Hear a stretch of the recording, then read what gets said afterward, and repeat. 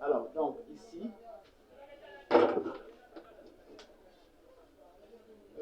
nous allons maintenant voir la lentille, les lentilles. Les lentilles, qu'est-ce que c'est une lentille? Alors, donc, exemple, ici nous avons l'exemple des lentilles. Vous voyez vraiment, il y a une petite bordure qui est là. Donc, ça sont les lentilles. Et l'objectif d'un appareil photographique constitue aussi des lentilles. Donc, lorsque on veut filmer, les verres que vous voyez, ce sont des lentilles. Les oculaires des microscopes sont des lentilles. Alors, l'objectif, à la fin de cet apprentissage, l'élève de troisième doit être capable de distinguer la lentille convergente de la lentille divergente à partir de leur symbole. Un d'abord, définition. Qu'est-ce qu'une lentille?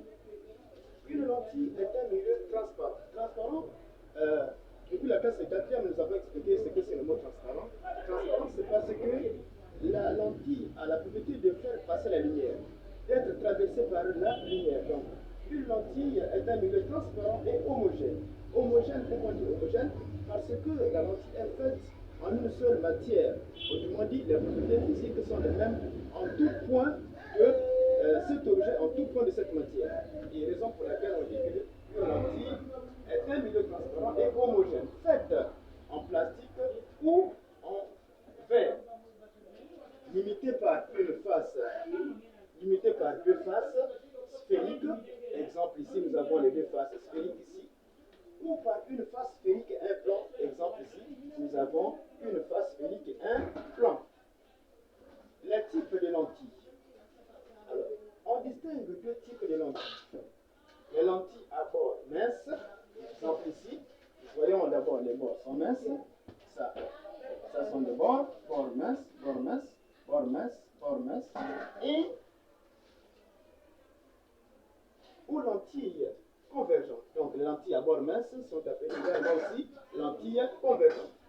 Et la lentille à bord épais ou lentille divergente. Et la lentille à bord épais ou lentille divergente. Un exemple ici, vous avez bord épais, et on les appelle aussi lentilles divergentes. Voilà. Alors, symbole. Voici le symbole d'une lentille convergente. Donc la flèche de ça signifie que le bord est mince. Donc lentille convergente. Et la particularité, lorsque nous regardons les représentations ici, le bord est mince et le centre est épais. Ça, c'est pour les lentilles convergentes. Et ici, en ce qui concerne les lentilles divergentes, les bords sont épais et le centre est mince. Alors, ici, le bord est épais et le centre est mince. Voici le symbole d'une lentille divergente. Voilà les deux types de lentilles que nous avons étudiés. Vous devrez être capable de distinguer la lentille divergente d'une lentille convergente à partir de leur symbole.